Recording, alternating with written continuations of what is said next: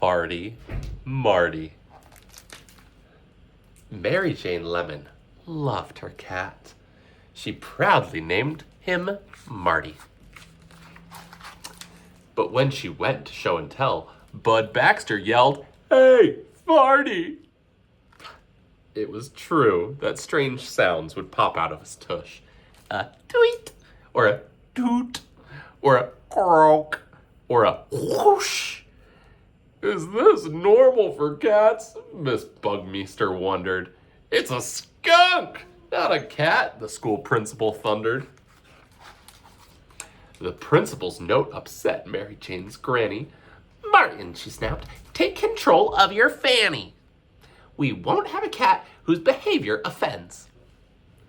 Mary Jane wailed, "I love him." Marty purred from both ends.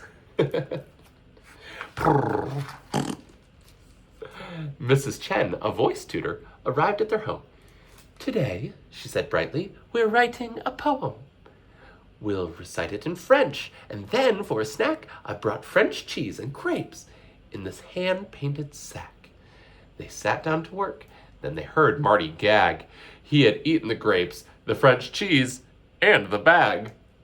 Then rising from Marty came a strange, haunting tune. "Why, that's unmistakably Au Clair de Lune," Miss Chen cried, and then added, "But how can this be?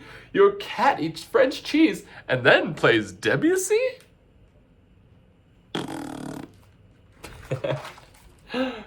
To experiment further, they fed the cat pasta.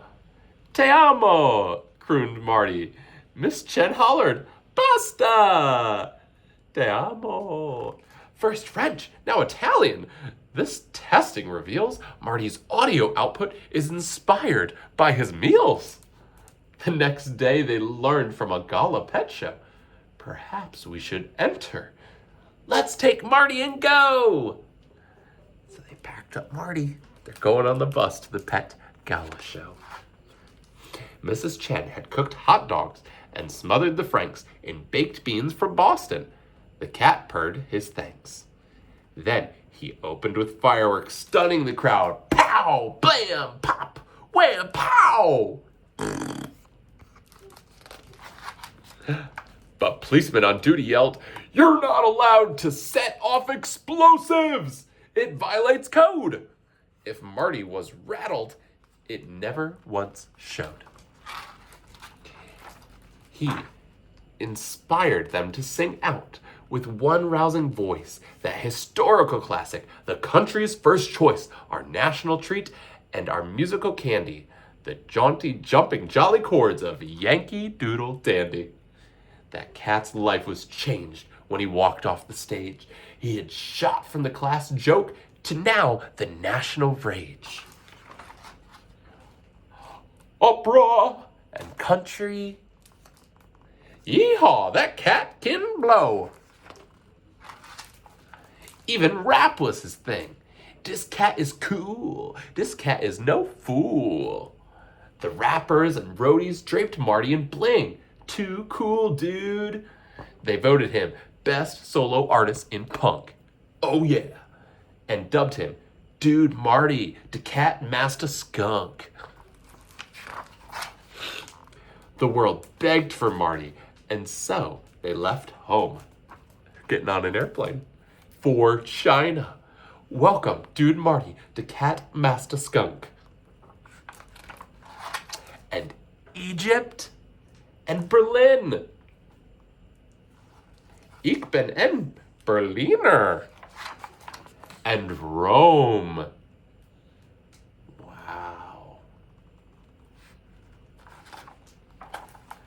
In France, the perfumers perfected the art of bottling the cat's scent, which they labeled La Farte.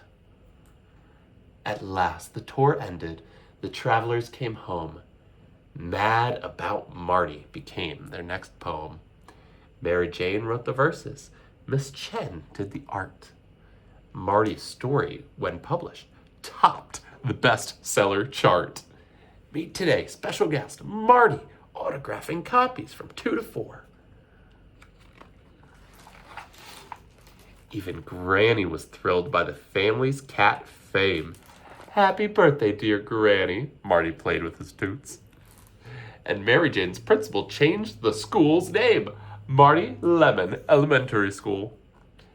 But though famous and rich, Mary Jane said for her, the best thing was still Marty's sweet, loving purr.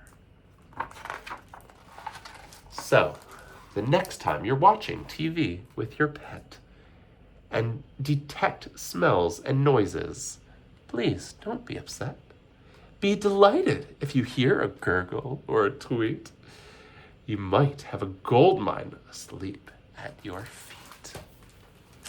The end. I love you, Gwen. I love you, Sadie.